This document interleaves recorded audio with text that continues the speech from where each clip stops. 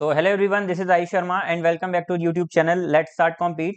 And जैसा कि आपको पता होगा कि हम एसएससी जीडी के प्रैक्टिस सेट कर रहे थे, यहाँ पर सीरीज हमने शुरू करी है और उसी के चलते हमने 10 तारीख को जो आपका 10 जनवरी 2023 में एसएससी जीडी के जो आपके एग्जाम कंडक्ट हुए थे उसमें मैं पहली शिफ्ट कवर करा चुका हूँ, सेकंड शिफ्ट भी कवर करा चुका हूँ और आज हम थर्ड शिफ्ट उसकी कवर करने वाले हैं।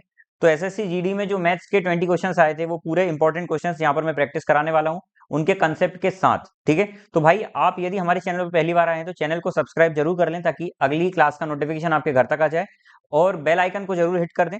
ठीक है, उसके साथ साथ यदि वीडियो पसंद आता है तो लाइक जरूर करें और कमेंट बॉक्स में बताएं कि कैसा लगा आपको वीडियो। ठीक है, चलिए तो हम शुरुआत करते हैं हमारे क्वेश्चन से। देखिए पहला क्वेश्चन आपकी स्क्रीन पर ये रहा। The value of an article depreciate from 18,000 to 14,580 in 2 years. किसी वस्तु का मूल्य 2 वर्षों में 18,000 से घटकर 14,580 हो गया, तो वस्तु के मूल्य में मूल्यहान की वार्षिक दर ज्ञात करें। Find the yearly rate of depreciation in the value of article. Depreciation का मतलब होता है कम, मतलब कितनी कमी आ गई आर्टिकल में, कितने प्रतिशत की कमी आ गई वो आपको निकालना है। अब ध्यान से मेरी बात सुनिएगा, आपने कंपाउंड इंटरेस्ट पढ़ा होगा, चक्रवृद्धि ब्याज जिसको बोलते हैं। और यदि मैंने बोला कि चक्रवृद्धि ब्याज आपका 10% लग रहा है पर एनम, हर साल यदि 10% लग रहा है तो इसका मतलब क्या होता है? 10% का मतलब होता है सर 1/10। ठीक है, मतलब कोई भी वस्तु 10 से कितनी हो जाएगी, एक जोड़कर 11 हो जाएगी। और यदि मैं इसको 2 साल की बात कर दूं तो यही रेशियो जो होगा ना, जो एक साल में 10 से 11 हो रहा है, तो सर यहाँ पर ये 10 से 11 का स्क्वायर हो जाएगा यहाँ पर। और यदि मैं यही 3 साल की आपसे बोल दूं तो क्या हो जाएगा, 10 के क्यूब से 11 का क्यूब हो जाएगा। ये किस किस का रेशियो बन रहा है? ये प्रिंसिपल से अमाउंट का, कितने साल का? 3 साल का। ये 2 साल के प्रिंसिपल से 2 साल के अमाउंट का रेशियो बन रहा है और ये 1 साल के प्रिंसिपल से 1 साल के अमाउंट का रेशियो बन रहा है। ठीक है, तो इस तरीके से ये कंपाउंड इंटरेस्ट का कंसेप्ट होता है। कंपाउंड इंटरेस्ट और सक्सेसिव परसेंटेज कहीं ना कहीं दोनों सेम ही होते हैं और उसी प्रकार से यहाँ पर डेप्रिसिएशन भी सेम होता है उसी प्रकार से। ठीक है, तो यदि मैं आपसे बोलता कि सर 3 साल का यदि रेशियो दिया हुआ है 1000 से 1331, ये रेशियो दिया हुआ है 3 साल का, और मैं आपसे पूछा कि 1 साल का रेशियो निकालिए। यदि मैं पूछा कि कितने परसेंट बढ़ रहा है, तो आप भैया देखिए, आपको यदि ब्याज दर निकालना है या कितने प्रतिशत की वृद्धि हो रही है, तो यदि आपको रेट निकालना होता है तो रेट परसेंट की परिभाषा ये होती है, रेट परसेंट की डेफिनेशन ये होती है कि प्रति वर्ष 100 रुपए पर लगने वाले ब्याज को ही हम रेट प्रतिशत के नाम से जानते हैं। पर ईयर 100 रुपए पर जितना भी रेट लगता है, जितना ब्याज लगता है, जितना इंटरेस्ट लगता है, उसी को हम रेट परसेंट के नाम से जानते हैं। तो यदि मैंने आपको यहाँ पर 3 ईयर का दे दिया रेशियो, तो आप क्या करेंगे, सबसे पहले सर इसको 1 साल का निकालेंगे। तो 1 साल का निकालने के लिए क्या करेंगे, जिस प्रकार से यदि किसी संख्या में मैं प्लस कर दूं तो उसका अपोजिट होता है माइनस करना, किसी संख्या में मैं गुना कर दूं तो उसका अपोजिट होता है डिवाइड करना, उसी प्रकार से जब किसी संख्या का मैंने वर्ग कर दिया या उसकी पावर 3 कर दी तो उसका अपोजिट क्या हो जाएगा, उसका रूट हो जाएगा। जैसे यहाँ पर अपन 1 साल से 3 साल में कितनी पावर करके गए होंगे, 3 पावर करके। अगर हमको बैक आना 1 साल में तो हम क्या करेंगे, इनका क्यूब रूट कर देंगे। तो मैं 1000 का भी क्यूब रूट करूंगा और यहाँ पर 1331 का भी क्यूब रूट करूंगा। अभी सिर्फ मैं कंसेप्ट बता रहा हूँ। तो सर यहाँ से रेशियो हमारा क्या आ जाएगा, 10 से 11 आ जाएगा और यही 1 साल का रेशियो है। तो इसको देखकर हम समझ जाएंगे कि सर एक की वृद्धि हो रही है कितने पर, 10 पर, एक इंक्रीज हो रहा है 10 पर, और 1/10 को परसेंट में ले जाएंगे तो 100 का मल्टीप्लाई करते हैं तो ये कितना हो जाएगा सर, 10% हो जाएगा। क्या इतनी बात समझ में आई? मतलब मैंने यहाँ पर आपको कंसेप्ट ये बताया है कि यदि आपके पास 1 साल का रेट दिया हो तो आप उसमें 2 साल का निकालना हो तो आप स्क्वायर करके जा सकते हैं, और यदि आपके पास 2 साल का दिया हो तो वापस रिटर्न आना हो तो आप क्या करेंगे, उसमें स्क्वायर रूट करके वापस आ जाएंगे। क्या बात समझ में आ रही है? आप स्क्वायर रूट करके वापस 1 साल का निकाल सकते हैं। क्यों? क्योंकि रेट परसेंट हमेशा 1 साल के रेशियो से ही निकलता है। आई होप इतनी बातें क्लियर हो गई होगी। यही कंपाउंड इंटरेस्ट SI CI का जो CI का जो ये कंसेप्ट है, यही हमारा फिट बैठता है यहाँ पर डेप्रिसिएशन और इंक्रीज में। जो वैल्यू बढ़ती है, कीमत बढ़ती है किसी जमीन की या घटती है, वो भी सक्सेसिवली घटती है या बढ़ती है। क्योंकि मान लीजिए आज 100 रुपए किसी जमीन का कीमत है, कल वो 110 हो गया, अब वो 110 से प्रतिशत में बढ़ेगी। ठीक है, वो 100 रुपए पर नहीं बढ़ेगी। तो हर साल जो बढ़ जाती है उस पर बढ़ने को ही हम सक्सेसिव के नाम से जानते हैं। आई होप इतनी बातें आपको क्लियर हो रही होगी। ठीक है, अब देखिए यहाँ पर क्या बोला है कि सर यहाँ पर जो वैल्यू कोई आर्टिकल है उसकी जो वैल्यू है वो कम हो रही है 18,000 से इतना। ठीक है, तो मैं यहाँ पर रेशियो ले लेता हूँ कि सर 18,000 से ये कितना हो रहा है। तो आप बोलेंगे सर देखिए 18,000 था पहले और अब कितना बन गया, 14,580 बन गया। तो सबसे पहला काम होना चाहिए रेशियो लेने का। तो यदि मैं इसका रेशियो लूं तो देखिए 9 से ये कट रहा है। आप बोलेंगे 9 से कैसे कट रहा है सर? 9 से कटने का रूल ये होता है, किसी भी संख्या के अंक, किसी भी संख्या के अंकों का योग, मतलब कोई भी नंबर है यदि उसके डिजिट का सम 9 से डिवाइड हो रहा है तो वो नंबर भी पूरा 9 से डिवाइड होगा। तो आप देखें ये 8 + 1 9 हो रहा है, ये पूरा 9 से डिवाइड होता है। ये देखिए 4 + 1 5, 5 + 5 10 और 10 + 8 18, ये पूरा नंबर भी 9 से डिवाइड हो रहा है। तो सर इन दोनों को हम काट देंगे, 9 2 ज़ा 18 000, 9 1 ज़ा 9, 9 6 ज़ा 54, 9 2 ज़ा 18 0। आई होप आपको इतनी बातें समझ में आ रही होगी। फिर देखिए ये कट गए 0 से 0, अभी ये 2 से फिर कट रहा है, 2 100 हो जाएगा, और 2 8 16, 2 1 2। क्या इतनी बात क्लियर होगी? अच्छा ये कितने साल की बात थी? तो आप बोलेंगे सर ये 2 साल का रेशियो आ रहा था, 2 साल का आ रहा था। अब अभी मैंने आपको थोड़ी देर पहले समझाया कि जब भी आपको 1 साल का रेशियो निकालना तो आप क्या करेंगे? तो सर जितना देखो 2 साल पे जाने के लिए हमने स्क्वायर करा होगा, तो यहाँ पर स्क्वायर रूट कर देंगे, ठीक है? तो ये स्क्वायर रूट हो जाएगा, तो यहाँ पर क्या आ जाएगा सर? 10 से 9 आ जाएगा। तो कितना कम हो रहा है आप देखिए, क्योंकि इसका रूट 10 होता है, ये 9 होता है, तो 10 से 9 हो रहा है। कितना कम हो रहा है सर? 1 कम हो रहा है। कितने से? जितने से होता है, जो ओरिजिनल वैल्यू होती है उसको नीचे लिखते हैं, और परसेंट में जाने के लिए हमेशा 100 का मल्टीप्लाई करते हैं। बस क्या था क्वेश्चन में? माइनस का 10% आ गया, तो आंसर माइनस का 10% आएगा, या फिर हम बोल सकते हैं 10% की कमी हो रही है। माइनस ये बताता है कि हर साल 10% कम हो रहा है, तो उसने हमारे से ये पूछा है कि ईयरली किस रेट से वो डेप्रिशिएट हो रही है वैल्यू, तो हम बोलेंगे 10% पर एनम। आई होप ये क्वेश्चन आपको बहुत अच्छे से समझ में आया होगा।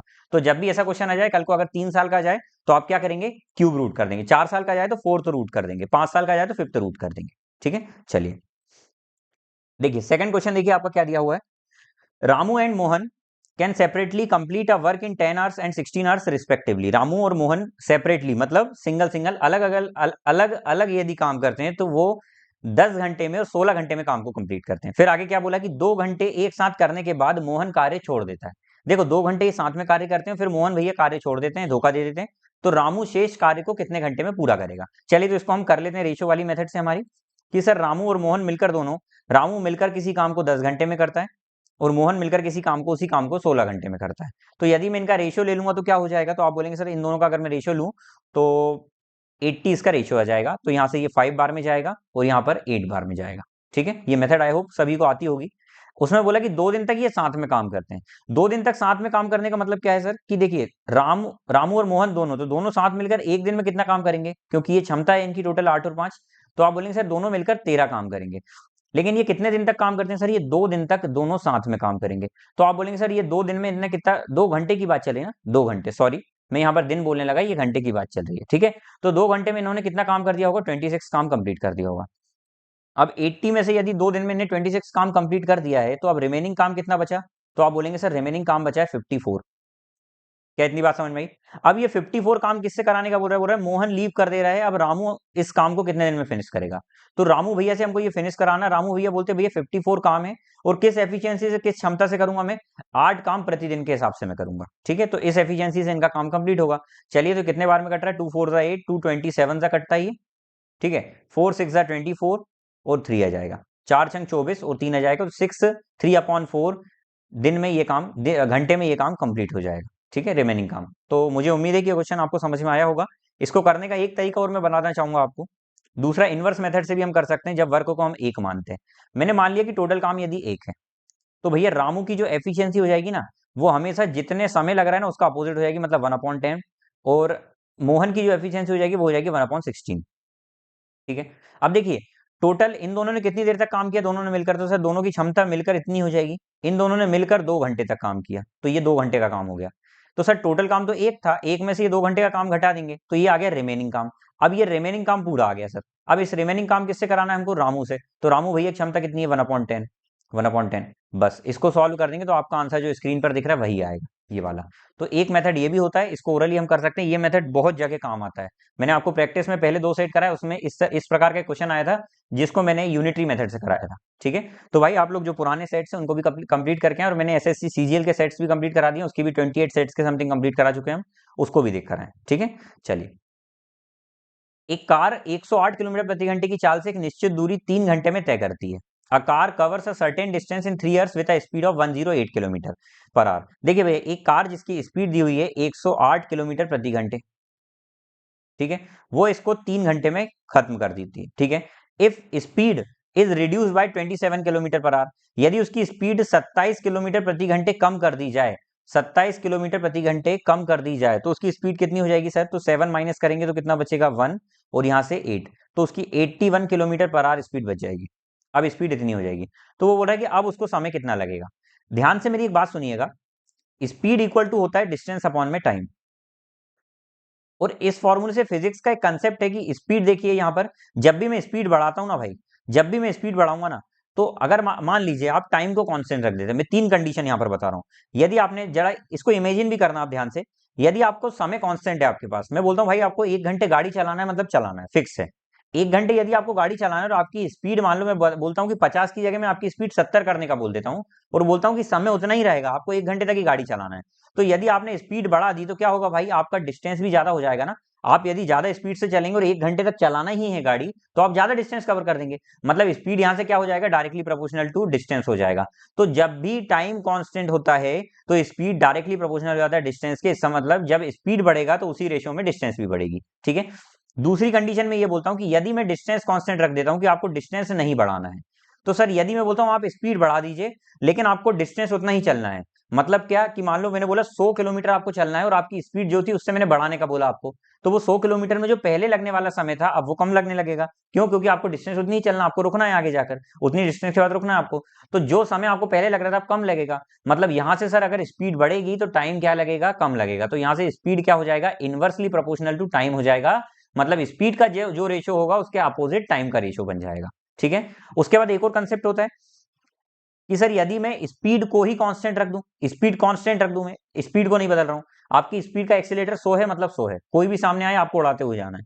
तो यदि आपकी स्पीड 100 है, तो यदि मैं डिस्टेंस को बढ़ा देता हूं, यदि मैं डिस्टेंस बढ़ा देता हूं, समय ज्यादा लगेगा या नहीं? तो आप बोलेंगे बिल्कुल ज्यादा लगेगा सर, स्पीड मान लीजिए 100 की ही है और डिस्टेंस पहले आप 100 किलोमीटर चल रहे थे या 200 किलोमीटर था और अब मैंने बढ़ाकर उसको 300 कर दिया। स्पीड जब नहीं बढ़ाएंगे तो सर समय तो ऑब्वियसली बढ़ेगा, और यदि आपको समय बचाना है तो स्पीड बढ़ाना पड़ेगा। तो सर यहाँ पर क्या हो जाएगा, अगर हम डिस्टेंस बढ़ाएंगे तो टाइम भी बढ़ जाएगा। तो यहाँ से क्या हो जाएगा, डिस्टेंस डायरेक्टली प्रोपोर्शनल है टाइम के। तो अब इन तीनों में से यहाँ पर कौन सी कंडीशन फिट बैठ रही है आप मुझे बताएंगे। देखिए यहाँ पर क्या नहीं बदल रहा है, सेम डिस्टेंस, मतलब सेम दूरी आपको पूरी समान है, मतलब जो दूरी पहले थी वही दूरी यहाँ पर है। तो देखिए डिस्टेंस कांस्टेंट वाला मैंने कौन सा रिलेशन बताया था, ये वाला। तो इसमें इनवर्सली प्रोपोर्शनल होगा, मतलब जो स्पीड का रेशियो होगा उसके अपोजिट टाइम का रेशियो होगा। चलिए तो देखते हैं सर, स्पीड का रेशियो यहाँ पर क्या हो रहा है, 108 से 81 हो जा रहा है। मतलब इसको मैं अगर देखूंगा तो कितना बन जाएगा, 9 1 9, 9 2 18, 9 9 81, 3 4 12, 3 3 9। 4 से 3 हो रहा है स्पीड का रेशियो, तो टाइम इसका इनवर्सली हो जाएगा, मतलब क्या 3 से 4 हो जाएगा। सर तो पहले देखिए कितने घंटे लग रहा था, 3 घंटे, तो 3 की वैल्यू 3 घंटे, तो सर यहाँ पर अब कितना लगेगा, 4 की वैल्यू 4 घंटे। कितना सिंपल क्वेश्चन था। पर ये क्वेश्चन का ये कंसेप्ट समझना जरूरी था, जो आपके क्वेश्चन के लिए, जो आपके एग्जाम के लिए इंपॉर्टेंट है, ठीक है। आई होप आपको ये बात भाई समझ में आ रही होगी बहुत अच्छे से, ठीक है। अगला क्वेश्चन देखें। Rahul travel a certain distance at a speed of 4 kilometre per hour and return at a speed of 3 kilometre per hour via same route. What was his average speed for the entire journey. भाई जो लोग SSC GD की मेरे साथ practice कर रहे हैं ना, आज तीसरी क्लास में ले रहा हूँ इस प्रैक्टिस क्लास की, और उसमें तीसरी क्लास में ये तीसरा क्वेश्चन रिपीट हो रहा है। सेम डे में 3 क्वेश्चन रिपीट हुए, सेम पैटर्न पर। मैंने आपको एवरेज स्पीड निकालना बताया है कि यदि दो व्यक्ति की स्पीड है और डिस्टेंस कॉमन है ना, तो फॉर्मूला होता है twice of S1 S2 upon में S1 प्लस S2, ठीक है। जो पहली बार आए ना भाई वो पुराने सेट देख कर आए, उसमें मैंने बताया हुआ है। और मैंने आपको ये भी बोला है कि अभी तक ये नहीं बताया, पर ये भी देख लो, यदि आपको 3 लोगों की स्पीड निकालना है, बोल देते हैं कि 3 लोग हैं ऐसे, या 3 लोगों की स्पीड में कंपैरिजन हो रहा है, तो वहां पर फॉर्मूला हो जाएगा thrice of S1 S2 S3 upon में S1 S2 plus S2 S3 plus S3 S1, ये फॉर्मूला हो जाएगा, ठीक है। तो ये दोनों फॉर्मूले आपको ध्यान रखना भाई, ये वाला फॉर्मूला 3 बार रिपीट हुआ और आगे मुझे उम्मीद है कि ये क्वेश्चन भी आएगा, ठीक है। चलिए तो यहां पर देखते हैं सर कि पहली स्पीड कितनी दी हुई, 4 किलोमीटर पर आवर, दूसरी दी हुई 3 किलोमीटर पर आवर। हमको एवरेज स्पीड निकालना है, आपको इसका बेसिक देखना है, तो पुरानी 2 क्लासेस में मैंने बताकर आया हूं, आप देख सकते हैं जाकर। तो सर एवरेज स्पीड कितनी हो जाएगी, 2 मल्टीप्लाई में पहली स्पीड 4, दूसरी स्पीड कितनी 3, नीचे दोनों स्पीड को क्या करना है, जोड़ देना है। देखो फॉर्मूले में मैंने पुट कर दिया ये वाला फॉर्मूला, ठीक है। तो 2 × 4 × 3 ही रहेगा, नीचे 7 हो जाएगा, 4 से 12 2 24, 24 अपॉन में 7 हो जाएगा। चलिए तो इसको डिवाइड करते हैं, पूरा कटेगा नहीं, पॉइंट में आ रहा है आंसर, हम पॉइंट में करेंगे। देखिए तो 7 3 से 21 हो जाएगा, कितना बचा 3 बचा, पॉइंट लगाएंगे, एक 0 बच जाएगा। 7 4 से 28, कितना बचा 2। फिर अब 0 लगाने की जरूरत नहीं, ना ही पॉइंट बढ़ाने की जरूरत है। 7 3 से 21 अप्रॉक्स इतना आ रहा है, देखिए उसने बोला था ना कि डेसिमल प्लेस तक करना है, तो ये 3.43, या फिर आप देखते भाई 3 के समथिंग में एक ही आंसर आ रहा था। एसएससी देखो, एसएससी जीडी का लेवल अच्छा आता है, लेकिन इसके ऑप्शन इस क्वेश्चन को ईजी बना देते हैं। आगे ऐसे क्वेश्चन और भी आएंगे जहां पर मैं आपको बताऊंगा कि भाई क्वेश्चन अच्छे लेवल का आया है, लेकिन उसके ऑप्शन ऐसे दे दिए जाएंगे कि आप जल्दी सॉल्व कर लें, ठीक है। तो बिल्कुल ध्यान से रहें, जो भी सीजीएल की तैयारी करें ना भाई, वो जीडी के पूरे प्रैक्टिस सेट कवर करें, लेकिन इसके ऑप्शन से आप खेल जाना है जीडी में, ठीक है। सीजीएल में इसके ऑप्शन ईजी नहीं आते, ठीक है। चलिए Rohan divide his complete journey in 3 equal parts. देखो भैया ये क्वेश्चन आ गया, अभी मैंने आपको एवरेज स्पीड बताया 3 लोगों के लिए। जब 3 समान डिस्टेंस में, बिल्कुल डिस्टेंस समान और डिस्टेंस इक्वल हो ना, उस केस में यदि 3 लोगों की बात की जाए तो ये फॉर्मूला लगेगा एवरेज स्पीड निकालने का। अभी मैंने आपको बताया, ठीक है, अभी थोड़ी देर पहले बता कर आया हूं और मेरे को ये देखिए ये क्वेश्चन रिपीट हो गया। चलिए, तो पहली स्पीड दी हुई है कितनी, 30, दूसरी दी हुई है 40 और तीसरी दी हुई है 50। एंटायर जर्नी के लिए एवरेज स्पीड निकालिए। सर निकाल देते हैं, 3 मल्टीप्लाई में 30 मल्टीप्लाई में 40 और मल्टीप्लाई में 50। अब पहले में क्या करेंगे, S1 S2 इन दोनों का मल्टीप्लाई तो कितना हो जाएगा 1200। दूसरे में क्या करेंगे, इन दोनों का मल्टीप्लाई तो कितना हो जाएगा 2000, 2000। इतना तो कर पा रहे हैं ना भाई, 4 5 जा 20 होता है, 2 जीरो लास्ट में लगा दिए, है ना, और 3 4 जा 12 होता है, 2 जीरो लास्ट में लगा दिए। अब इन दोनों का मल्टीप्लाई करना है तो कितना हो जाएगा 15 और 100। ये फॉर्मूले में पुट करा और कुछ नहीं करा है, तीनों स्पीड दी हुई है S1 S2 S3, बस पुट कर दिया है। देखिए अब मैं इनमें से दो दो जीरो अगर कॉमन ले लूं तो क्या हो जाएगा सर, ये 2 जीरो इसमें से कॉमन, ये 2 जीरो इसमें से कॉमन, ये 2 जीरो इसमें से कॉमन, तो कितने 2 जीरो ये कॉमन काट दिए, 6 जीरो नहीं 2 जीरो कॉमन आए बस। तो कितना बचेगा 34 × 5 और अपॉन में कितना हो जाएगा 12 + 20 + 15। चलिए जोड़ते हैं इसको, 35 37 47 नीचे आ गया भैया। क्वेश्चन का आंसर तो खतरनाक दिख रहा है लेकिन 47 दो ही ऑप्शन में दिख रहा है तो ये तो आएगा नहीं, ये यहीं से कट गए। उसके बाद बोल रहा है 33 × 90, 5 4 × 20, 600, 1800, 1800 आ गया ये यहाँ पर। बस इसको काटे और पीटी मचाना देखते हैं। 47 के टेबल में हम कितने बार तक पढ़ सकते हैं अप्रॉक्स, तो 47 थ्रीजा तो पढ़ना ही पड़ेगा। अब देखिए मैंने आपको एक्सपेंडेड फॉर्म वाली मेथड बताई है, 47 थ्रीजा कितना होगा, तो इसको दो हम उसमें ब्रेक करते हैं, 40 + 7, तो 40 थ्रीजा कितना हो जाएगा 120 एंड 7 थ्रीजा 21, तो 141 आ जाएगा। 141 को इसमें से माइनस करेंगे 39 बच रहा है, एक जीरो आ गया। फिर कितने बार में काटेंगे हम, तो सर अप्रॉक्स में 390 समथिंग, 4 8 जा 32, 7 8 जा 56, 376 आ रहा है, 32 एंड 56, बिल्कुल 376 आ रहा है और यहाँ पर 14 बच गया, तो 38 14 अपॉन में 47 इसका आंसर आ गया। ठीक है, तो भाई समझ में आ रहा है, यदि समझ में आ रहा है तो कमेंट बॉक्स में लिखकर जरूर बताएं कि सर समझ में आ रहा है पूरा अच्छे से। ठीक है, वीडियो आपको जैसा भी लगता है आप कमेंट में बताएं, बुरा लगता है तो बुरा बोलें कि सर समझ में नहीं आया आज की क्लास में। कोई क्वेश्चन नहीं आता तो बताएं सर ये क्वेश्चन नहीं समझ में आया, मैं नेक्स्ट क्लास में वो क्वेश्चन को डबल ले लूंगा। ठीक है, बस आपको समझ में आना चाहिए।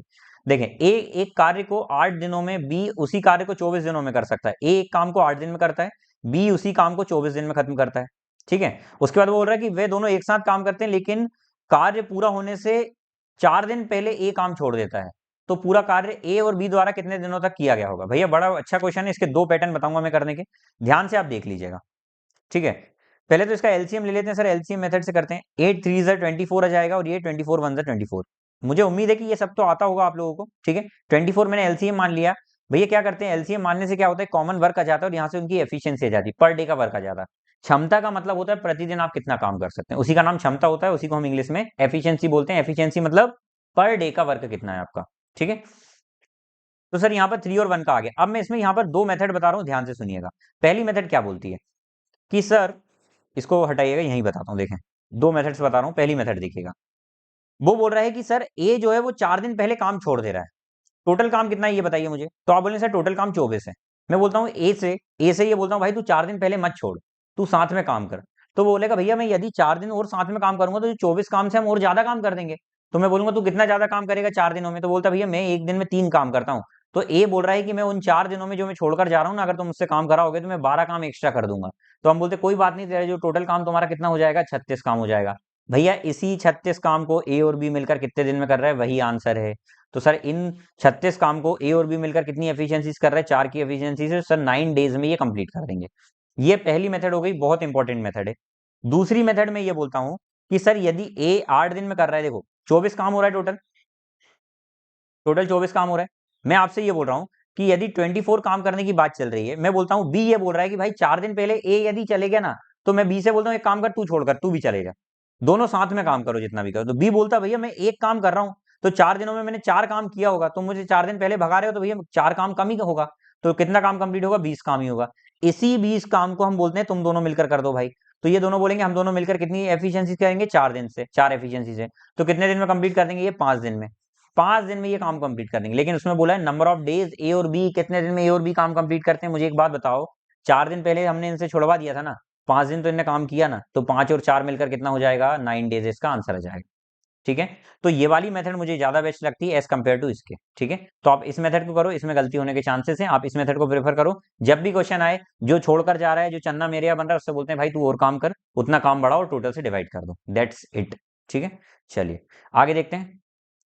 एक चोर ने अपनी यात्रा 60 किलोमीटर प्रति घंटे की चाल से शुरू की और 30 मिनट बाद पुलिस ने उसकी उसकी उसी जगह से उसे 80 किलोमीटर प्रति घंटे की चाल से पीछा करना शुरू किया।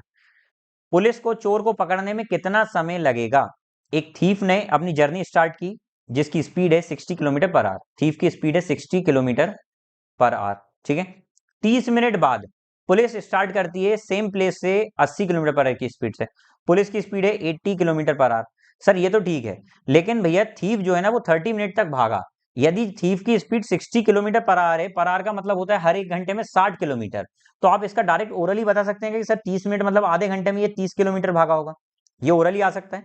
तो आप बोलेंगे सर इसने टोटल 30 किलोमीटर की डिस्टेंस बची होगी, 30 किलोमीटर की डिस्टेंस इसने कवर कर दी होगी। कैसे? कि सर 60 किलोमीटर पर आवर की स्पीड है, आप इसका बेसिक देख लीजिए, और ये 30 मिनट में कितना दौड़ेगा, तो 30 मिनट है सर, इसको आर में ले आने के लिए 60 का डिवाइड करूंगा। क्यों? क्योंकि सर हमारा जो टाइम का फॉर्मूला होता है, सॉरी डिस्टेंस का जो फॉर्मूला होता है वो क्या होता है, स्पीड इंटू में टाइम होता है। तो सर यहाँ से 60 से 60 कट जाएगा तो 30 किलोमीटर आ जाएगा, ठीक है। अब यहाँ पर S1 की स्पीड कितनी, तो आप बोलेंगे सर S1 की स्पीड यहाँ पर है 60 किलोमीटर पर आवर, ठीक है। नहीं S1 की नहीं, सॉरी थीफ की स्पीड है। तो थीफ भैया यहाँ पर पहुंच गया 60 किलोमीटर पर आवर की स्पीड से, और चोर जो है वो पुलिस जो है वो यहाँ से भागना शुरू कर रहा है 80 की स्पीड से। तो मुझे बताओ जब दोनों सेम डायरेक्शन में भाग रहे हैं, ये पकड़ने की कोशिश कर रहा है पुलिस वाला, तो रिलेटिव स्पीड काम करती है। जब दो या दो से ज्यादा लोग आपस में भागते हैं तो वहां पर सापेक्ष गति रिलेटिव स्पीड काम करती है, और जब सेम डायरेक्शन में भागते हैं तो वहां पर रिलेटिव स्पीड क्या हो जाती है, उनका डिफरेंस हो जाती है। तो क्या हो जाएगा सर 80 माइनस 60 कितना हो जाएगा, 20 किलोमीटर पर आवर, ठीक है। तो सर 20 किलोमीटर पर आवर की स्पीड से 30 किलोमीटर की डिस्टेंस कवर करना है, तो टाइम कितना लगेगा, तो आप बोलेंगे सर 30 की स्पीड से 20 किलोमीटर पर आवर की स्पीड से ये कितनी देर में कवर करेंगे, तो आप बोलेंगे 3/2 घंटे में ये कवर करेंगे। क्या बात समझ में आ गई? मतलब इनको 1.5 घंटे का समय लगेगा।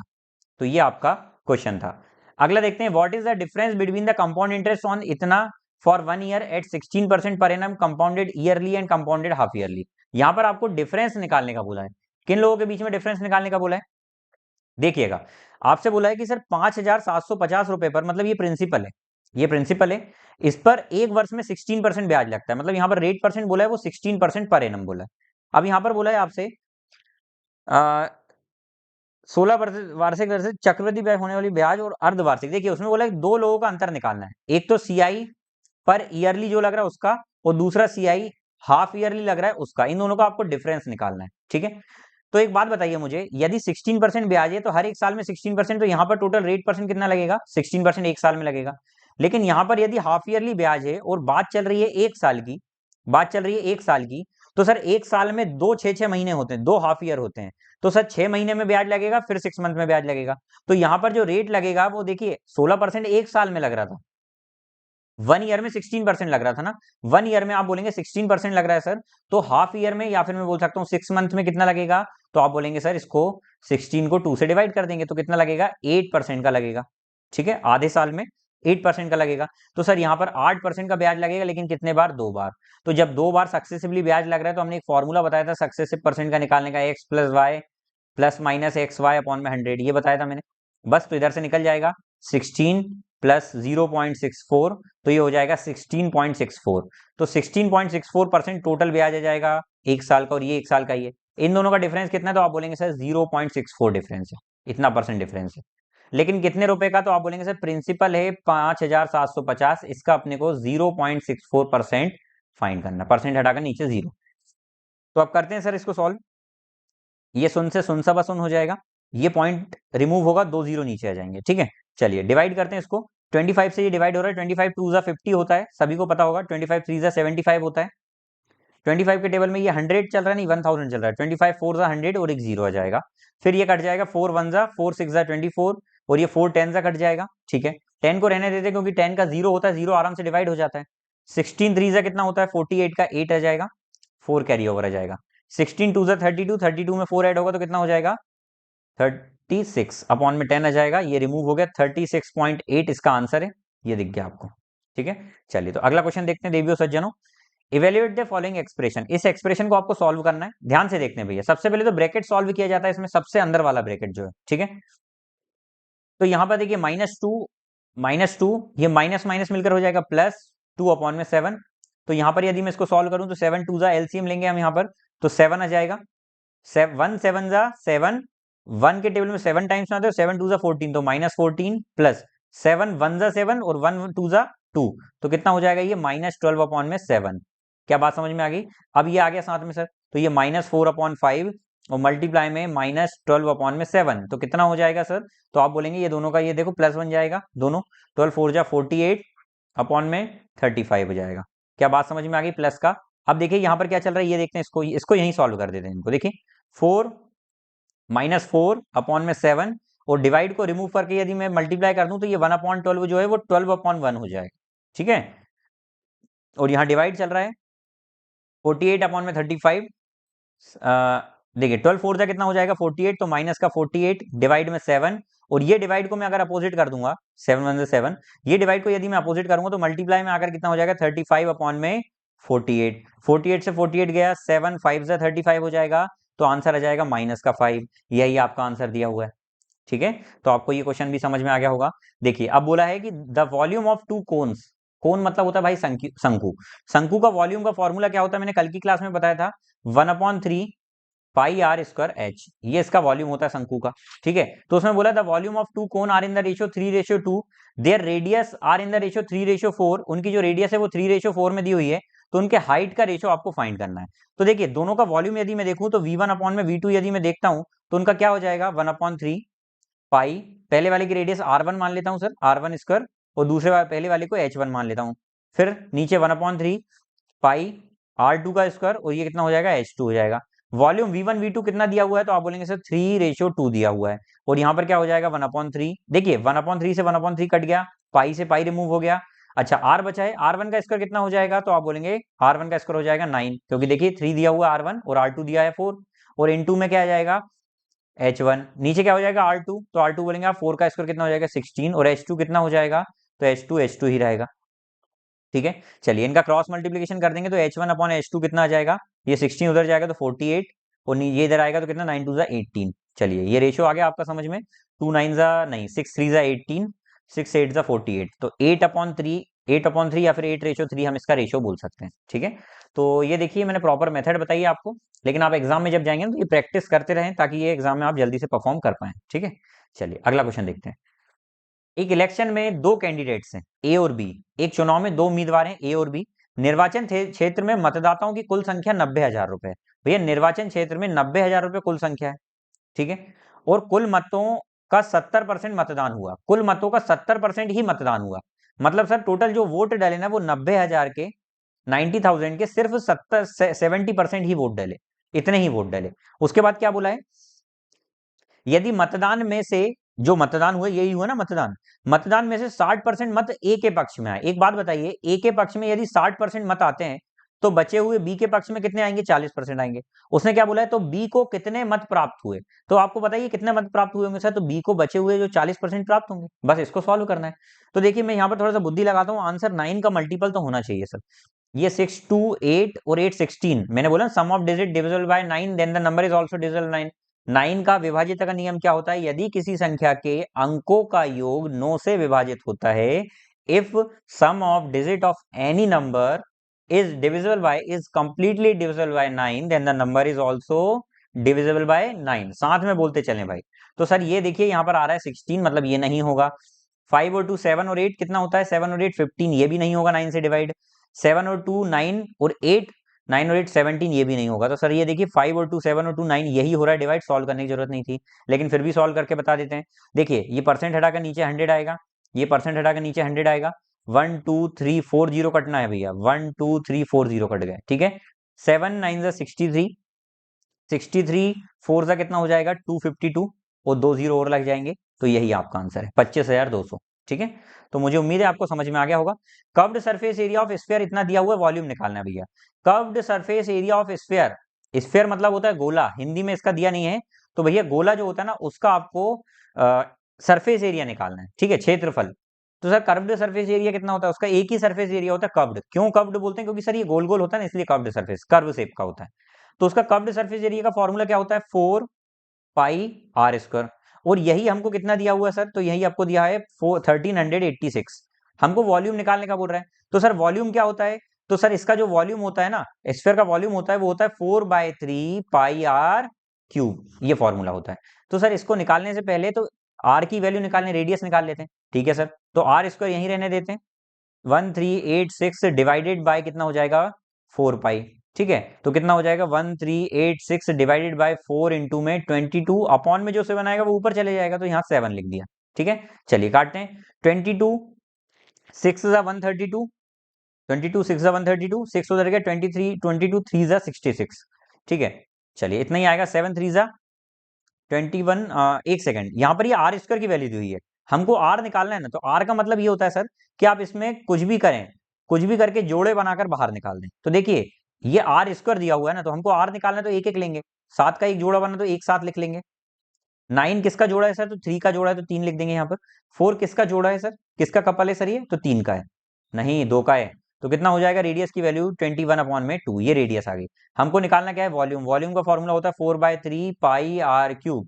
तो क्या हो जाएगा 4/3 इंटू में 22 अपॉन में 7, और आर क्यूब कितना हो जाएगा 21/2 इंटू 21/2 इंटू में 21/2, ठीक है। चलिए काट देते हैं, 2 2 जा ये 4 कट गया, 2 11 से कट गया, 7 3 जा ये 21 कट गया, 7 3 21 ये पूरा कट जाएगा, ठीक है। क्या बचा 11 इंटू 21 मल्टीप्लाई में 21, 21 इंटू 21 441, मैंने स्क्वायर याद करने का आपको बोला हुआ है, ठीक है। अब 11 से मल्टीप्लाई करने का तरीका क्या है, पहले यूनिट डिजिट लिखिए भाई, वैदिक मैथ्स की क्लास करके आइए, मैंने यूट्यूब पर अपलोड कर दी है।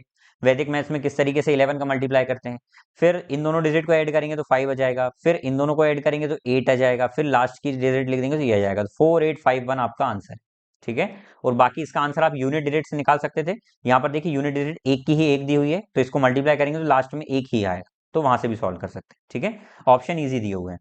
The ratio of milk and water in 2 container of 20 litre and 36 litre are in the ratio 3 7 and 7 5। देखिए भैया 2 कंटेनर है भैया, ये 2 कंटेनर है जिनकी क्षमता दी हुई है कितनी 20 लीटर, और दूसरे की 36 लीटर।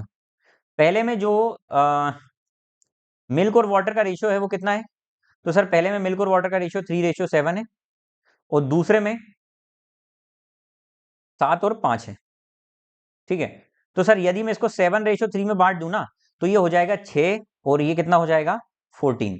ये तो मैं डायरेक्ट ओरली बता रहा हूँ कि 20 लीटर में 3 और 7 के रेशियो में यदि मैं डिवाइड करूं तो यहाँ पर मिल्क कितना हो जाएगा, तो आप बोलेंगे मिल्क का हिस्सा कितना है, तो आप बोलेंगे मिल्क 3 है, टोटल कितने में से, टोटल 10 में से, किसका, टोटल 20 लीटर का। उसी प्रकार से यदि मैं वाटर का निकालूंगा तो क्या बोलेंगे आप, सर वाटर 7 है, टोटल 10 में से किसका, 20 का। तो ये बेसिक मेथड से बताया जा रहा है आपको, ये डिवाइड हो जाएगा तो यहाँ से 6 आ जाएगा और ये 14 आ जाएगा। उसी प्रकार से मैं यदि इसका निकालूंगा तो कितना हो जाएगा 21 और 15, ये हो जाएगा। बस अब इन दोनों को ऐड करना, तो सर दूध दूध में मिलेगा तो कितना हो जाएगा, दूध 21 और 6 27, और पानी पानी में मिलेगा तो कितना हो जाएगा 15 और 4 19 29, तो 27 29 इसका आंसर हो गया। लेकिन इसका भाई यदि आप बोलते कि सर ये डिवाइड नहीं होता, ये पॉइंट में डिवाइड होता, फिर क्या करते, तो ये तो इजी क्वेश्चन आ गया था, ये डिवाइड हो गया। लेकिन जो नहीं होगा उसको कैसे सॉल्व करना है मैं आपको इसका बेसिक तरीका बताता हूँ, ठीक है। बेसिक मतलब एक शॉर्ट तरीका भी बोल सकते हैं इसको, बहुत ही अच्छा तरीका। देखिए पहले कंटेनर में 20 लीटर है भैया, और दूसरे कंटेनर में 36 लीटर है, ठीक है। पहले कंटेनर में जो रेशियो है वो 3:7 है, और दूसरे कंटेनर में 7:5 है। सबसे पहला काम तो ये होना चाहिए सर ये टोटल कितना है कंटेनर, तो आप बोलेंगे सर टोटल कंटेनर ये 10 का बन रहा है, और ये कंटेनर कितने का बन रहा है 12 का बन रहा है। कंडीशन ये बोली कि कंटेनर इस रेशियो में बनना चाहिए, इनका रेशियो क्या हो रहा है 4 5 20 4 9, तो 5:9 में बनना चाहिए। पर क्या कंटेनर 5:9 में है, तो आप बोलेंगे बिल्कुल नहीं है सर। तो इनको यदि 5:9 में बनाना है ना भाई, तो सबसे पहले तो इनको बराबर करो, बराबर करने के बाद जिस रेशियो में बनाना है उनका मल्टीप्लाई कर दो। ये मेरा पॉइंट ध्यान से सुनिएगा, जब भी दो लोगों को सेम बनाना है, या जब भी दो लोगों को उनके कंडीशन के अकॉर्डिंग, हमारी कंडीशन के अकॉर्डिंग उनको ढालना है, तो सबसे पहले तो उनको नॉर्मल करिए। देखिए भाई कोई भी व्यक्ति को आप बदलना चाहते हैं ना, तो पहले उसकी गलत आदत है ना उसको वो छोड़वाकर नॉर्मल करना पड़ेगा, फिर नई आदत सिखाना पड़ेगा। कोई बच्चा यदि गलत आदत सीखा तो पहले उसको वो आदत छोड़कर नॉर्मल सीखना पड़ेगा, तभी तो वो नई आदत सीख पाएगा। यदि उसके माइंड में ऑलरेडी पहले से कुछ है तो उसको पहले वो उसको रिमूव करना पड़ेगा, जब दिमाग खाली होगा तब वो नई चीज को ग्रेस्प कर पाएगा। तो उसी प्रकार से सर यहाँ पर यदि इनका रेशियो देखो 10 से 12 बन रहा है, यहाँ पर बोल रहा है ये 5:9 बनना चाहिए, लेकिन 5:9 कब बनेगा, जब इनको इक्वल करेंगे। तो मैं बोलता हूँ एक काम करो, ये 10 है ये 12 है, तो सर इसका अपोजिट का मल्टीप्लाई कर, तो यहाँ 12 का कर देंगे तो ये देखो 120 हो जाएगा, और यहाँ 10 का कर देंगे तो ये भी 120 हो जाएगा, बराबर हो गए। अभी हमको काटना नहीं है, कुछ भी नहीं करना है, ना मल्टीप्लाई करना है, सिर्फ हमको मल्टीप्लाई करना था किसका, 10 का और 12 का, ये कर दिया, ये बराबर हो गए। अब हमको किस रेशियो में बनाना है, 5 और 9 के में, तो अब सर इसमें 5 का मल्टीप्लाई कर दो, इसमें 9 का कर दो, ये रेशियो में बन जाएगा बस। तो हमारा क्या था क्वेश्चन सर, 3:7 में था, दूसरा क्या था 7:5 में। तो हमने इनमें क्या करा सर, पहले वाले में हम पहले मल्टीप्लाई करा 12 का, और फिर इसमें किसका मल्टीप्लाई करा 10 का। अच्छा यहाँ पर जरूरी नहीं है कि 5 9 का ही मल्टीप्लाई करो, पहले से ये 20 और 36 लिखा था, आप इसका भी कर सकते हैं, तो आप इसमें 20 और 36 को ऐसे ही डायरेक्ट लिख सकते हैं। तो यहाँ से घंटी बज रही क्या दिमाग में, घंटी या घंटा कुछ भी बज रहा, क्या क्या बजना चाहिए कि सर ये रेशियो तो सेम था। यहाँ पर देखिए इनकी टोटल क्वांटिटी कितनी हो रही थी, 20 और 36, तो जो 20 और 36 क्वांटिटी थी उनका मल्टीप्लाई भी करना है यहाँ पर, और जो इनका रेशियो जोड़ रहा था, रेशियो का अपोजिट में मल्टीप्लाई कर देना बस। क्या बात समझ में आ गई, जो रेशियो दिया है उनका अपोजिट में मल्टीप्लाई कर देना बस। अब क्या होगा सर, अब इनको आपस में काट लेना है, किन को आपस में काटना है, इन चारों को। देखिए ये कटना है कि 12 1 12, 12 3 36, आपस में ऐसे नहीं काटना है, क्रॉस में काटना है या सीधे काटना है। 10 1 10 2 20, तो सर कुछ नहीं बचा, यहाँ 2 बचा और 3 बचा, बस तो मल्टीप्लाई कर देना, 2 3 6, 2 7 14। अब यहाँ पर देखो 3 7 21, 3 5 15, बस हमारी कंडीशन सेटिस्फाई हो गई। इनको जोड़कर लिख दो, ये दूध दूध मिलेंगे तो कितना हो जाएगा 27, ये पानी पानी मिलेंगे तो कितना हो जाएगा 29। यही आपका आंसर है, यही आपका आंसर है, यही कृष्ण का गीत है, मन के हारे हारे मन के जीते जीत। ठीक है, चलिए अगला क्वेश्चन देखते हैं।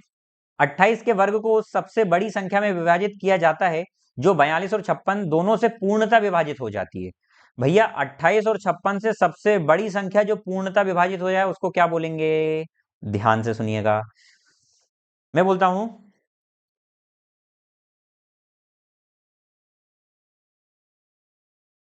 मैंने बोला आपसे कि 2 और 3 को 2 और 3 से विभाजित होने वाली सबसे बड़ी संख्या कौन सी है, तो आप बोलेंगे सर इन दोनों से विभाजित होने वाली सबसे बड़ी संख्या, सबसे बड़ी संख्या कौन सी हो सकती है। एक सेकंड, उस सबसे बड़ी संख्या से विभाजित किया जाता है जो 42 और 56 दोनों से पूर्णतः, हाँ, तो सर आप बोलेंगे इन दोनों से कटने वाली क्या आएगी, 6 आएगी। सर ये तो सबसे छोटी संख्या है, लेकिन मैं पूछ रहा हूं आपसे कि इन दोनों से कटने वाली सबसे बड़ी संख्या कौन सी आ जाएगी, तो सर उसका नाम होता है highest common multiple, HCF factor, highest common factor, highest common factor को ही हम क्या बोलते हैं, HCF बोलते हैं। ठीक है, मैंने आपको दो चीजें पढ़ाई है, देखिए LCM अलग होता है, HCF अलग होता है। ठीक है, मैं आपको एलसीएम और एचसीएफ पहले बता देता हूं क्या होता है। मैंने बोला आपसे 3 और 12, 12 भी मत लीजिए, क्या ले लेता हूं मैं यहां पर, यहां ले लीजिए आप 8, 3 और 8 ले लिया। मैंने बोला 3 और 8 का एलसीएम कितना होगा, एलसीएम का मतलब होता है लीस्ट कॉमन मल्टीपल, इन दोनों के पहाड़े में सबसे पहली बार जो आ जाए, तो आप बोलेंगे इन दोनों के पहाड़े में सबसे पहली बार आता है सर 24, 8 या 24, 3 अट्ठे 24, जो इन दोनों के पहली बार कॉमन आ रहा है तो वो 24 हो गया सर, इसको बोलते हैं लीस्ट कॉमन मल्टीपल। अच्छा मैं पूछता, लीस्ट मतलब सबसे कम होता है, मैं बोलता हूँ हाईएस्ट कॉमन मल्टीपल क्या हो जाता, तो सर हाईएस्ट कॉमन मल्टीपल की कोई लिमिट ही नहीं है, हाईएस्ट तो कितना भी हो सकता, तो इसलिए हमको कभी भी एचसीएम निकालने का नहीं बोला जाता है, हमेशा एलसीएम निकालने का बोला जाता है। अब बात करते हैं एचसीएफ क्या होता है। सर एचसीएफ का मतलब होता है हाईएस्ट कॉमन फैक्टर, फैक्टर का मतलब क्या होता है, गुणनखंड, ऐसा सबसे बड़ा नंबर जो इन दोनों को काट दे। मतलब देखो एलसीएम का मतलब ऐसा था कि एलसीएम का मतलब वो नंबर जो इन दोनों से कट जाए, सबसे छोटा नंबर जो इन दोनों से कट जाए। लेकिन एचसीएफ का मतलब क्या होता है, सबसे ऐसी छोटी संख्या जो इन दोनों को काट दे, सबसे ऐसी बड़ी संख्या जो इन दोनों को काट दे, क्योंकि उनका नाम क्या है हाईएस्ट, हाईएस्ट कॉमन फैक्टर, मतलब सबसे ऐसी बड़ी संख्या जो इन दोनों को काट दे। तो आप बोलेंगे सर इन दोनों को सबसे कॉमन संख्या तो एक ही काट रही है अभी तक, इसके अलावा कोई काट ही नहीं रहा है, इसके अलावा आप दो दो देखेंगे, तीन देखेंगे, कोई काट ही नहीं पा रहा है। एक और एग्जांपल लेता हूं मैं आपके सामने कि सर मैंने ले लिया 12 और 12 के बाद 15 ले लिए, ये दो नंबर लिए। अब इनका एलसीएम क्या होगा, तो आप बोलेंगे सर इनका एलसीएम होगा 60, लीस्ट कॉमन मल्टीपल, दोनों के पहाड़े में कॉमन बार में आ रहा है, मतलब एलसीएम का मतलब होता है वो संख्या, वो सबसे छोटी संख्या जो इन दोनों से कट जाए, उसका नाम एलसीएम। और एचसीएफ का मतलब क्या होता है, वो संख्या, वो सबसे बड़ी संख्या जो इन दोनों को काट दे, मतलब कहीं ना कहीं दोनों अपोजिट हैं। तो सर एचसीएफ यहां पर क्या आ जाएगा, हाईएस्ट कॉमन फैक्टर, तो आप बोलेंगे सर 3 आएगा, 3 इन दोनों को काट देता है, इससे बड़ा कोई नंबर की औकात ही नहीं है जो इन दोनों को काट दे एक बार में, इससे छोटे नंबर एक की औकात जरूर है। तो एक तो सभी का एचसीएफ होता है, लेकिन 3 सबसे बड़ा है, बोला ना एचसीएफ। तो आई होप आपको एचसीएफ का कंसेप्ट भाई समझ में आया होगा। मेरी इतनी ही लिमिट है समझाने की, ठीक है। नहीं आए तो फिर भी बता देना, फिर समझा दूंगा। अब देखिए 28 के वर्ग को सबसे बड़ी संख्या से विभाजित किया जाता है, जो देखो 28 के वर्ग को, 28 के वर्ग को मतलब 28 का वर्ग यही होता है, या तो ये लिख सकता हूं या मैं बोल सकता हूं सर 28 के वर्ग को वह सबसे बड़ी संख्या से विभाजित किया जाता है जो 42 और 56 दोनों से पूर्णतः विभाजित हो जाते हैं। तो सर जो पूर्णतः विभाजित हो जाए ना सबसे बड़ी संख्या, उसी का नाम एचसीएफ होता है। तो सर 42 और 56 का एचसीएफ क्या होगा, हाईएस्ट कॉमन फैक्टर क्या होगा, तो आप बोलेंगे सर इन दोनों को सबसे बड़ा नंबर जो काट देता है वो क्या होगा। तो आप बोलेंगे सर समझ ही नहीं आ रहा है, ये तो किससे कटेगा। तो एक बात बताइए, यदि मैं इसमें 7 से काटूं तो 7 से ये भी कट रहा है और ये भी कट रहा है, लेकिन सर 14 से भी तो कट रहा है, तो 14 सबसे बड़ी संख्या जो इन दोनों को काट रही है, तो 14 ही इसका क्या हो जाएगा एचसीएफ। तो सर 14 से डिवाइड करना है, बस यही पूछा है आपसे। तो क्या हो जाएगा 28 मल्टीप्लाई में 28 अपॉन में 14, 14 टू जा 28, 28 टू जा 56, तो 56 आपका आंसर हो जाएगा। तो आई होप आपको ये समझ में आ गया होगा। एक मेज है जिसका मार्केट प्राइस है 300 रुपए, इसको दो सक्सेसिव डिस्काउंट में बेचा जाता है, 20% और 10% की दो क्रमिक छूट दी जाती है। इसके अलावा नगद भुगतान पर 5% की छूट की पेशकश की जाती है। तो मेज का नगद मूल्य ज्ञात करें। भैया कोई व्यक्ति यदि नगद पेमेंट करता है ना, पहले तो नॉर्मली वो बोल रहा है कि 300 रुपए की चीज है, उस पर मैं दो डिस्काउंट दूंगा, कितने का, 20% का। तो 20% का मतलब क्या होता है सर, 20% का मतलब होता है 700 में 1/5, मतलब 5 की चीज को कितने में बेचूंगा, 4 में बेचूंगा। उसके बाद यदि 10% का अगला डिस्काउंट मतलब क्या सर, 1/10, मतलब सर 10 की चीज को कितने में बेचूंगा, 9 में। अगला क्या है 5% का डिस्काउंट, मतलब क्या सर 1/20, मतलब क्या सर 20 की चीज को 19 में बेचूंगा, एक का डिस्काउंट देकर। तो सर यहां पर यह बोला गया है कि हम कैश खरीद रहे हैं, कैश खरीदने का मतलब नगद खरीद रहे हैं। तो नगद के केस में क्या होगा, पहली बात तो सर 20% का डिस्काउंट दिया, मतलब 5 की चीज को 4 में बेचेंगे, मतलब उसका कितना हो जाएगा 4/5। दूसरी बार में कितने में बेचेंगे, 9 में बेचेंगे, तो कितना हो जाएगा 9/10। और तीसरी बार में क्या करेंगे, 19/20 करेंगे। तो इस तरीके से इसको बेचा जाता है। अब इतने में बेचने के बाद आपको बताना है कि उसका मूल्य कितना होगा। तो कुछ नहीं करना, काटा और पीटी मचाना है। सर तो ये 2 जीरो से सुन सवा सुन प्यार की धुन हो जाएगा। उसके बाद आता है देखिए 9 4 जा 36 कर सकते हैं, या फिर 3 4 जा 12 कर लीजिए। 19 9 जा कितना हो जाता है 160, सॉरी 171 हो जाएगा। और उसमें नीचे डिवाइड हो रहा है 5 2 जा 10 का। 12 1 जा 12 का 2 आ जाएगा, एक ही आंसर तो आ रहा है भैया, ये दिख रहा है। 12 1 जा 12 का 2 आ जाएगा, 1 यहाँ पर 12 सन जा 84 प्लस 1 85 का 5 आ जाएगा, 8 यहाँ पर आएगा, 12 1 जा 12 और 8 20, डिवाइड करेंगे 10 से, एक जीरो पॉइंट यहाँ पर आ जाएगा, 205.0 इसका आंसर आ जाएगा, 205.2 इसका आंसर आ जाएगा। ठीक है, चलिए अगला क्वेश्चन देखते हैं। पेट्रोल की कीमत में 92 रुपए प्रति लीटर से बढ़कर इतनी हो जाती है, तो पेट्रोल की कीमत में कितने प्रतिशत की वृद्धि हुई है, ये ज्ञात करना है आपको। पेट्रोल में जो वृद्धि हो रही है ना भैया, पेट्रोल में जो वृद्धि हो रही है वो आपको फाइंड करना है। तो कितनी वृद्धि हो रही है वो निकालने का आपको बोला गया है। चलिए तो देखते हैं कितनी वृद्धि हो रही है। यहां पर बोला गया सर पेट्रोल की कीमत थी पहले 96.5, अब कितनी होगी 92। तो सर नहीं नहीं नहीं, 92 से 96.5 हो गई, तो कितना इंक्रीज होगी, तो आप बोलेंगे सर 4.5 इंक्रीज हो गई। कितने से, 92 से। परसेंट में जाने के लिए 100 का मल्टीप्लाई। चलिए तो ये परसेंट देखिए, ये पॉइंट हटाकर नीचे एक 10 आ जाएगा, एक जीरो वाला नंबर, सुन सब सुन प्यार की धुन हो जाएगा। चलिए काट देते हैं, कितना हो जाएगा सर, 2 4 जा 8, 2 6 जा 12, ये कट जाएगा, 2 5 जा 10, 45 5 जा कितना होता है 225 अपॉन में 46। अप्रॉक्स आप देखें 45 5 जा होता है 225 ना, तो कहीं ना कहीं ये अप्रॉक्स 5 गुना ही तो है, अप्रॉक्स 5 गुना ही तो है ना भाई। तो 5 गुना से देखो 225, यहाँ ये बड़े नंबर का पहाड़ा पड़ छोटा सा थोड़ा सा कम आएगा, तो 4.9 यही दिख रहा है आंसर। और फिर भी नहीं आता तो आप इसको पढ़ सकते हैं, 4 बार में पढ़ेंगे तो कितना हो जाएगा, 46 4 जा होगा तो 46 दूनी 92, 92 दूनी कितना हो जाएगा 194। या दूसरे तरीके से कर सकते हैं, 44 जा 160 और 6 4 जा 24, 160 और 24 184 आ जाएगा। 184 के बाद कितना बच रहा है 16 और 25, 25 में 16 जोड़ेंगे तो कितना हो जाएगा 41, 41 तो पॉइंट जोड़ देंगे, 41 के आगे एक जीरो आ जाएगा, 46 के टेबल में 9 बार में पूरा जाएगा, तो यही आंसर है। तो 4.9 इसका अप्रॉक्स आंसर आ जाएगा। ठीक है, चलिए थर्ड प्रोपोर्शनल निकालने का कल तरीका बताया था कि यदि दो संख्या ए और बी दी हुई है और थर्ड प्रोपोर्शनल आपसे पूछा हुआ है तो कुछ नहीं करना, दूसरे वाले का स्क्वायर करना और पहले से डिवाइड करना है। तो सर दूसरे वाली संख्या का स्क्वायर करना मतलब दो बार आपस में मल्टीप्लाई करना और पहली से डिवाइड करना है। 12 2 जा 24, 12 3 जा 36, 2 1 जा 2, 2 8 जा 18, 3 जा 54। देखिए कितना क्वेश्चन इजी आया था। ठीक है, चलिए अगला क्वेश्चन देखते हैं। डिस्काउंट स्कीम के तहत 20% की छूट देने के बाद 10% का लाभ होता है, तो बताएं अंकित मूल्य और क्रय मूल्य में क्या है। देखो भाई अंकिता और क्रय में मैंने आपको रिलेशन बताया था, अंकिता मैडम और क्रय में आपको मैंने एक रिलेशन बताया था, क्या होता है मार्केट प्राइस हो इसमें, तो आप बोलेंगे प्लस माइनस प्रॉफिट अपॉन में 100 माइनस में डिस्काउंट। ये मैंने आपको पहली क्लास में क्वेश्चन आया था उसमें बताया था। तो इसके अकॉर्डिंग सर एमपी और सीपी का रिलेशन क्या हो जाएगा, 100, गेन कितना हो रहा है, प्रॉफिट मतलब गेन ही होता है +10, लॉस मतलब माइनस, डिस्काउंट मतलब भी माइनस, और यहाँ पर 100 माइनस डिस्काउंट कितना दिया हुआ है यहाँ पर देखें 20, तो कितना हो जाएगा माइनस का 20। तो सर यहाँ से एमपी अपॉन में सीपी का क्या रिलेशन आ जाएगा, 1/10 अपॉन में 80, ये कट गया। चलिए तो ये रेशियो आ गया 11:11, 11:8।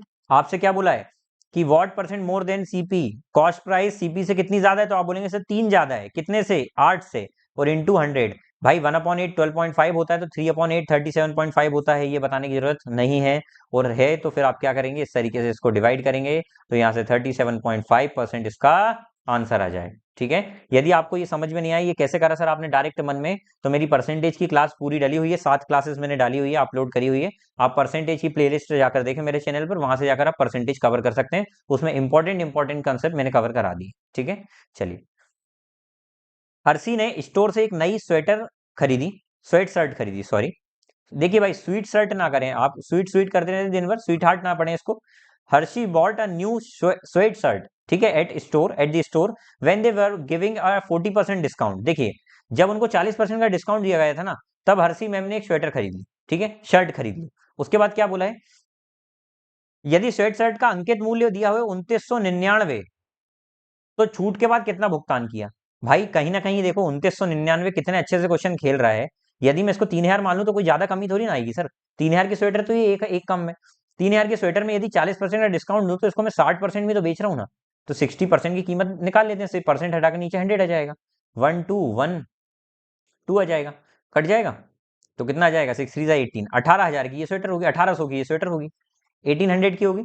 सर आप बोलेंगे 1800 की स्वेटर है, लेकिन यहाँ पर तो ऑप्शन में ये आ ही नहीं रहा है। भाई आपने देखो इसको हल्का सा ज्यादा माना, तो ये 1800 से थोड़ा सा ही तो कम होगा ना, सबसे कम यही है। देखो ऑप्शन कितने दूर दूर दिए हुए हैं, तो इसको अप्रॉक्स मानकर ही करें सॉल्व। ठीक है, तो इस तरीके से बनाता है बुद्धू, आप इसको सॉल्व करेंगे ना भाई, अगर इसको सॉल्व करने जाएंगे ना थोड़ा सा समय लग जाएगा, सॉल्व ये भी हो जाएगा, ये भी हो जाएगा 6 से मल्टीप्लाई करके, लेकिन समय लग जाएगा। ठीक है, देखें आप, एक व्यक्ति ने 2 कुर्सियां 475 प्रत्येक में बेची, एक पर 25% का लाभ, दूसरी पर 20% की हानि होगी। तो यदि उन दोनों कुर्सियों को 575 में बेचा होता, तो उसका लाभ या हानि ज्ञात करिए।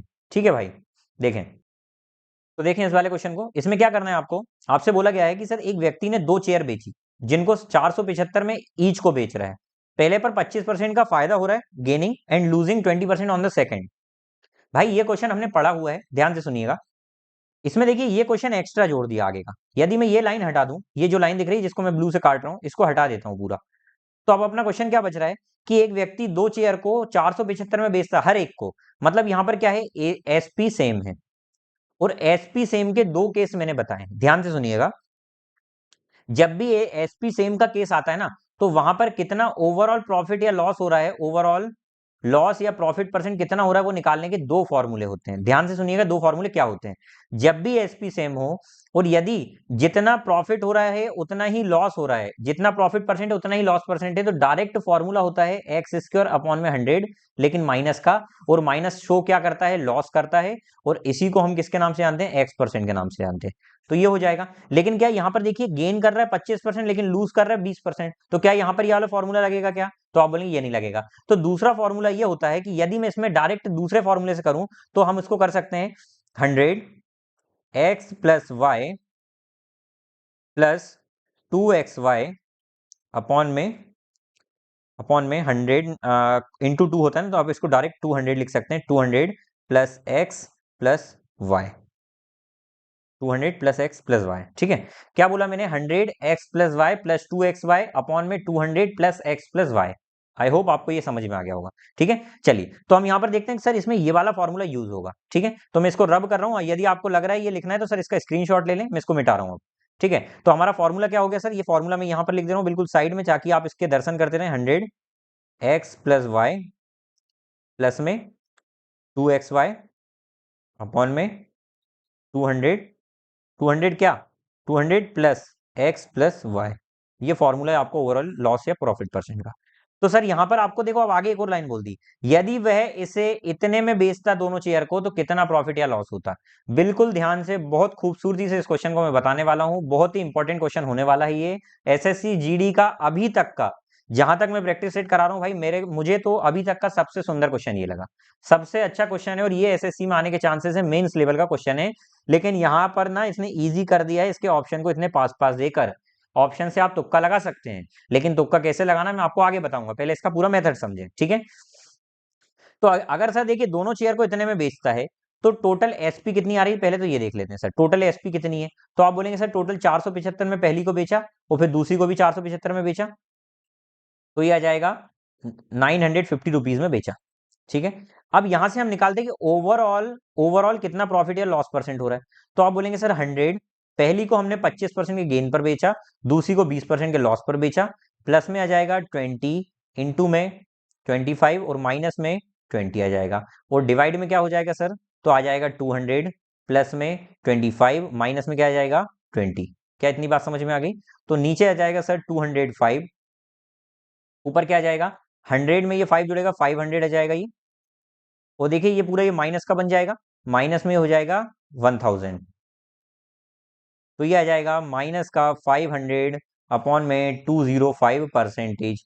यदि ये परसेंटेज को मैं फ्रैक्शन में बदलना चाहूं तो परसेंट हटाकर मैं नीचे क्या कर दूंगा, तो आप बोलेंगे सर परसेंट हटाकर आप नीचे 100 का मल्टीप्लाई कर देंगे, या आप बोल सकते हैं 100 का डिवाइड कर देंगे, तो दो शून्य से शून्य सा शून्य हो जाएगा। तो कितना आ जाएगा 5/205, इसको मैं काट दूंगा, 5 1 5, 541 जा, तो कितना हो रहा है 1/41। माइनस मतलब लॉस हो रहा है, इसका मतलब क्या होता है, फ्रैक्शन को पढ़ना सीखिए। जो बच्चे भाई नए आए ना, तो मैं आपसे बोलता हूँ कि आप मेरी परसेंटेज की क्लास देख लो जाकर, उसमें मैंने ये फ्रैक्शन पढ़ना सिखाया हुआ है।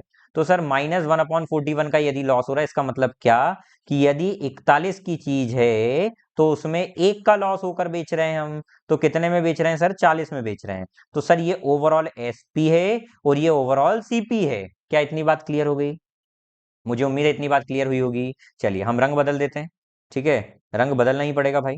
चलिए तो एसपी यहाँ पर कितनी आ रही है 40, तो आप बोलेंगे सर ओवरऑल एसपी यहाँ पर 40 है, और यहाँ पर कितनी बोला इसके अकॉर्डिंग 950 है, तो सर ओवरऑल एसपी इतनी आ गई। हमको यहाँ पर सीपी निकालना मतलब 41 की कीमत निकालना है, तो क्या हो जाएगी सीपी, यदि मुझे सीपी निकालना है कॉस्ट प्राइस कितना हो जाएगा 950 अपॉन में 40 से डिवाइड और इंटू में 41, ये सुन सा बस सुन कट जाएगा, तो 95 इंटू 41 अपॉन में 40, 95 इंटू 41 अपॉन में 40 क्या आ गया आपका सीपी आ गया। क्या इतनी बात समझ में आ गई। अच्छा ये आ गया आपका सीपी, टोटल सीपी है ये। अब टोटल एसपी कितना है मुझे ये बता दीजिए, टोटल एसपी अब नया वाला कितना है, 575 में एक को बेच रहा है सर, तो 575 में यदि वो एक को बेचने का बोल रहा है और दोनों को यदि बेचेगा 575 में, तो सर ये कितना हो जाएगा 1150 में ये दोनों को बेचेगा, तो सर 1150 में ये बेचने का बोल रहा है, बस इतने की चीज को इतने में बेचने का बोल रहा है, तो यही निकालना है आपको। चलिए तो मैं इसको रब कर देता हूँ, 95 इंटू 41, इसको रब कर रहा हूँ, 95 इंटू 41, 95 इंटू में 41 अपॉन में 4, यही आ रहा था। और अब इसको बेच कितने में रहा है, तो आप बोलेंगे सर इसको बेच रहा है 1150 रुपए में, 1150 में, ठीक है। चलिए इसको काट देते हैं, 5 1 5, 5 9 45, 5 2 10, 5 3 15, 0, तो 19, ये 4 उधर मल्टीप्लाई में चले जाएगा, 19 1 19 का 9, 1 यहाँ हो जाएगा, 77 आ जाएगा, और यहाँ पर कितना हो जाएगा 0 4 3 12 का, ये 4 उधर मल्टीप्लाई हो रहा है, 4 3 12 का 2, 1 कैरी ओवर, 4 2 8 प्लस 1 9, कितना इंक्रीमेंट हो गया, तो आप बोलेंगे सर एक 21, तो ये टोटल 21 का 800, 141 का इंक्रीमेंट होता है, और कितने पर, तो आप बोलेंगे सर 779 से, और मल्टीप्लाई में 100% में जाने के लिए मल्टीप्लाई में 100 कर देंगे। क्या बात समझ में आ गई। चलिए तो इसको राउंड ऑफ में निकालना है, तो हम इसको सॉल्व करते हैं सर, ये 14100 अपॉन में 779 आ जाएगा। अब आप अप्रॉक्स थोड़ा सा देखें, अप्रॉक्सीमेशन में थोड़ा सा देखें, तो ये कितने बार में जा रहे हैं, तो आप बोलेंगे सर देखिए 2 बार में जा सकता है, कि 779 का अगर मैं 2 गुना करूंगा तो 1400, ये 700 का 2 गुना 1400, 70 का 2 गुना 140, तो 1540 और 18, 1558 आ जाएगा, तो ये ज्यादा आ रहा है सर, तो 2 गुना तो नहीं जाएगा बिल्कुल भी, मतलब पहली बार में ये 1 गुना पढ़ा जाएगा। और देखिए आप 1 गुना ना तो ये पढ़ रहा है, ना ये पढ़ रहा है, ना ये पढ़ रहा है, एक ही आंसर है 1 गुना का, ठीक है।